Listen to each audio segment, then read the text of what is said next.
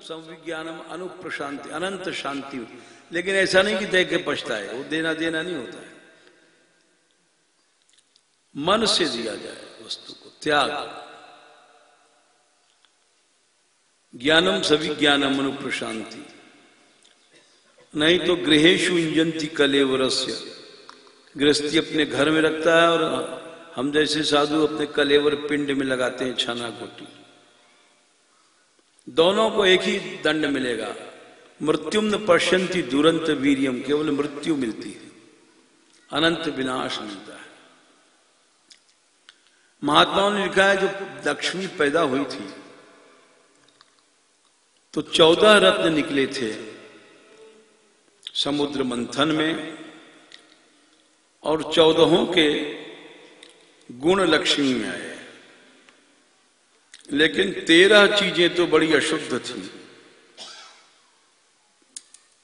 और 12 चीजें वे दोष युक्त थी। तो 12 के दोष आ गए लक्ष्मी में, और एक चीज थी अमृत, उसका भी इसमें गुण आया।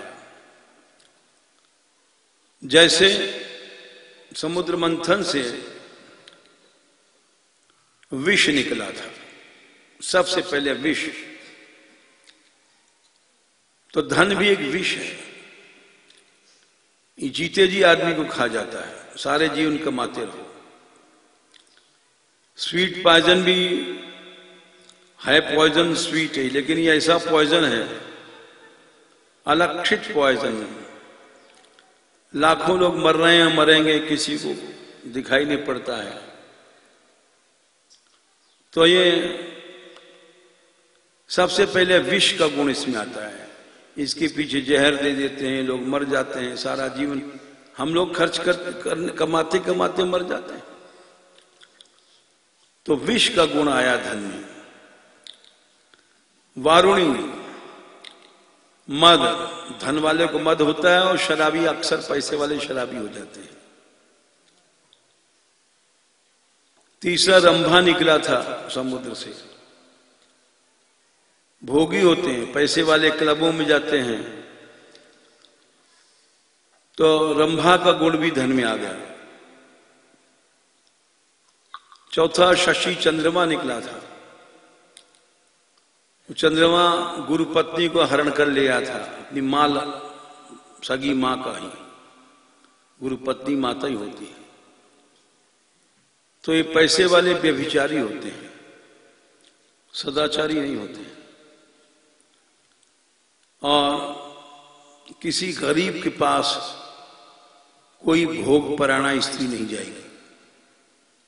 जिसकी जेब में 2 टका देखेगी उसी से प्रेम करेगी। किसी भूखे नंगे के पास काहे को जाएगी। तो विष, वारुणी, रंभा, शशि और धनुष निकला था। इतने अस्त्र वस्त्र पैसे वाले रखते हैं, बंदूक, पिस्तौल वगैरह। गज, हाथी निकला था ऐरावत। हाथी का बहुत बड़ा शरीर होता है लेकिन छोटी सी आंख होती है, कि अपना सारा शरीर देख ले तो पागल हो जाएगा। भगवान ने इसका इसी छोटी सी बना दिया।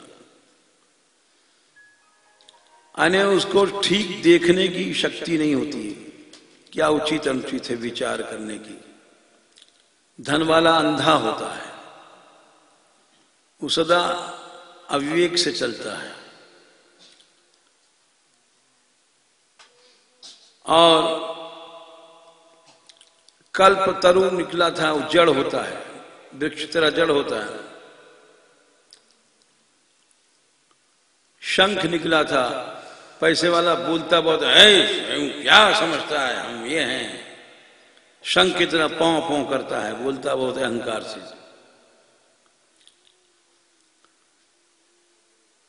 और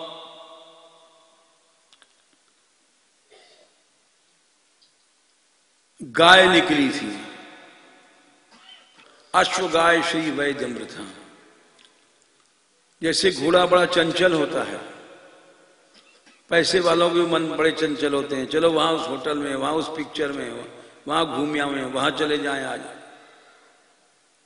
पैसा रहता है तो आदमी चंचलता करता रहता है। वैद्य निकले थे, पैसे वाले सब दवाई खा खा के जीते हैं, कैप्सूल इंजेक्शन। एक चीज अंत में अमृत निकली थी। अगर धन का उपयोग भगवान के लिए हो गया, भगवत भक्तों के लिए, वो धन अमृत बन जाता है। लेकिन ऐसा संसार में होता नहीं है। चिपक है, पैसा आ गया तो चिपक गया, फिर उसको किसी धर्म कर्म में मनुष्य नहीं खर्च कर सकता। तो कबीरदास जी ने कहा कि सिकंदर, चाहे एक राम जाको जपे आठो याम, और दाम सो न काम जामे भरे कोटि रोग हैं। हम धन नहीं ले सकते हैं। और जब से कबीर का चरित्र चल रहा है, हमने पहले भी कहा था कि असंग्रही थे, माता पिता, स्त्री, कमाल कमाली, पुत्र पुत्री, ये सब इनके रहने पर भी उन्होंने सब कपड़े दान दे दिए थे जो बेचने गए थे थान। असंग्रही थे, इन्होंने आज तक कभी संग्रह नहीं किया। तब जाकर के इतना बड़ा चमत्कार होता है। इस तरह से सिकंदर ने बड़ा आग्रह किया, लेकिन कबीरदास जी वहां से चले आए। और लिखा है कि विजय करके आए। आए घर जीत साधु मिले करी प्रीत, आए घर जीत साधु मिले करी प्रीत।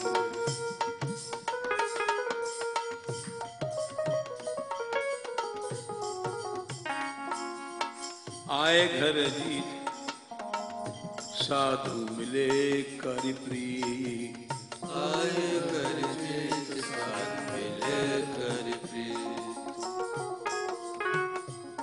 जिन्हें हरि की प्रति वे गाय वे के जोग हैं, हरि की प्रति वे गाय वे के जोग हैं। जिन्हें हरि की प्रति वे गाय वे के जोग हैं, हरि प्रति वे गाय वे के जोग हैं।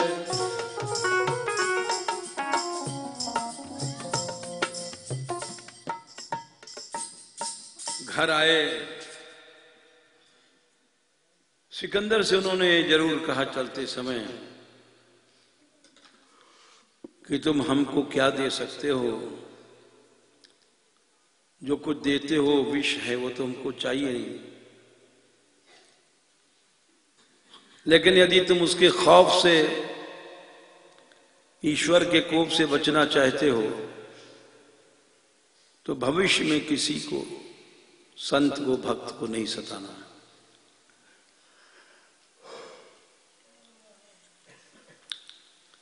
उसने उसी दिन से छोड़ दिया। एक ऐसा टक्कर दिया कबीरदास ने कि इसको बदल दिया, भय के कारण से। जिस समय घर में आए हैं, उस समय साधु मिले कर प्रीत, जो सच्चे संत भक्त थे, किसी को आशा नहीं थी कि कबीर बच जाएंगे।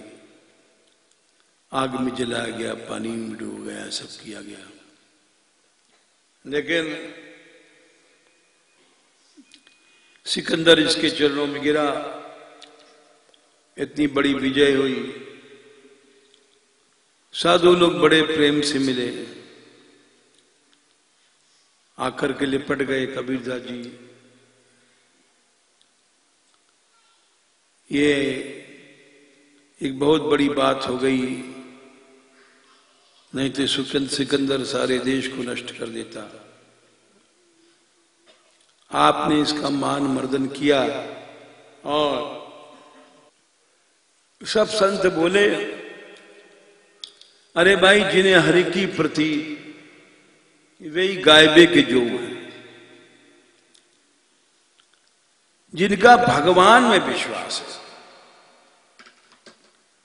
वही गाने की तरह भगवान के, जैसे भगवान का गुणगान होता है, वही संत भगवान के तरह उनका गुण गाना चाहिए। हर की प्रति माने ये बात वही दिखाती है कि जब सिकंदर के दरबार में गए थे तो उस समय उन्होंने प्रणाम वणाम कुछ नहीं किया था और एक विश्वास था उनका, अकड़ नहीं थी। वो बोले, अरे इस राक्षस है, इसके सामने क्या झुकना, ये सबको मार रहा है, कत्ल कर रहा है, अत्याचार कर रहा है। तो इसीलिए कबीरदास ने प्रणाम नहीं किया। बहुत से लोग समझते हैं, ऐसा सोचते हैं कि अरे भाई जरा सा हाथ ऐसे करके कर देते तो क्या होता। ये मानवीय बुद्धि की बात है।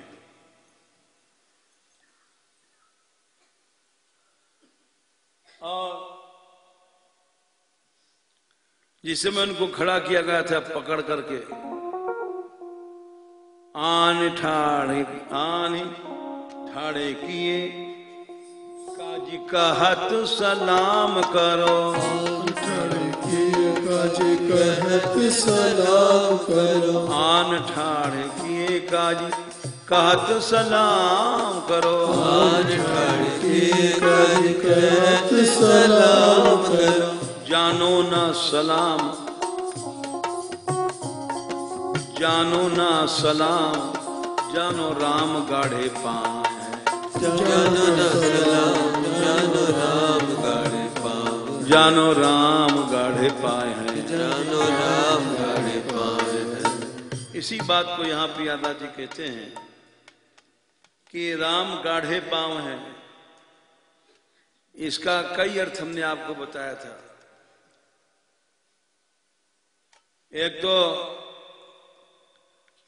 राम जिनके चरणों का आश्रय ही सच्चा आश्रय है, संसारियों को जो आश्रय लेता है वो तो मर गया।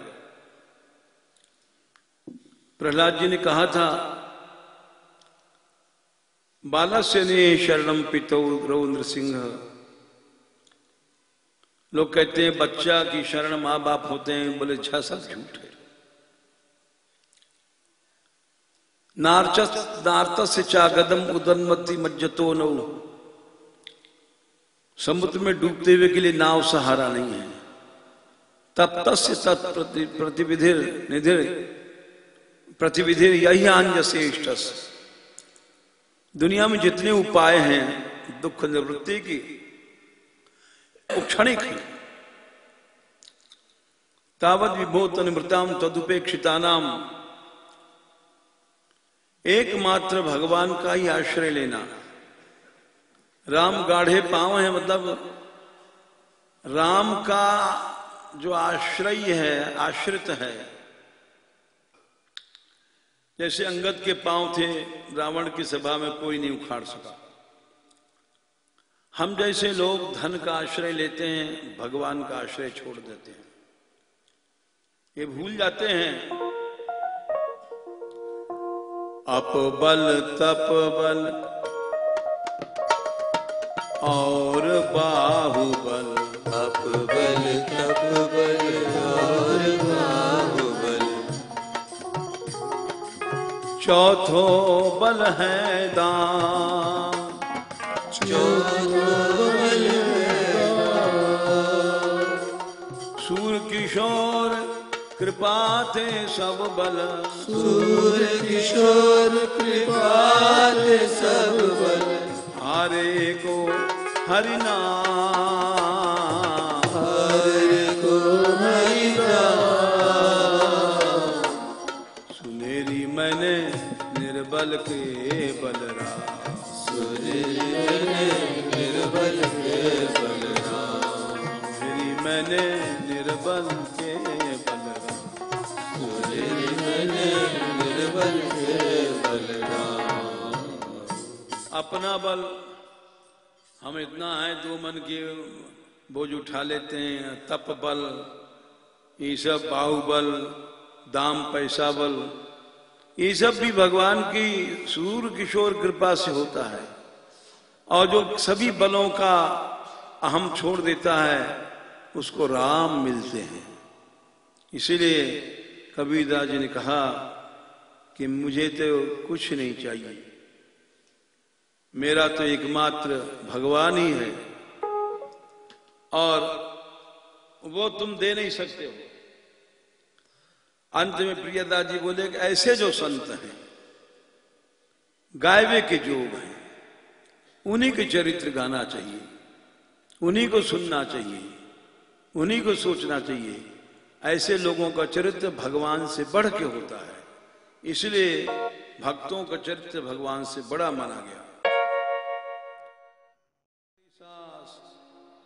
लड़े मेरी ननद लड़े, तेरी कैसी पड़ गई लाल, मेरी सास लड़े, मेरी ननद लड़े, तेरी कैसी पड़ गई लाल। रोज रोज तेरी होरी और बरजोरी में दे दूं आग, रोज रोज तेरी होरी और बरजोरी में दे दूं आग, अरे बरजोरी में दे दूं, अरे बरजोरी में दे दूं।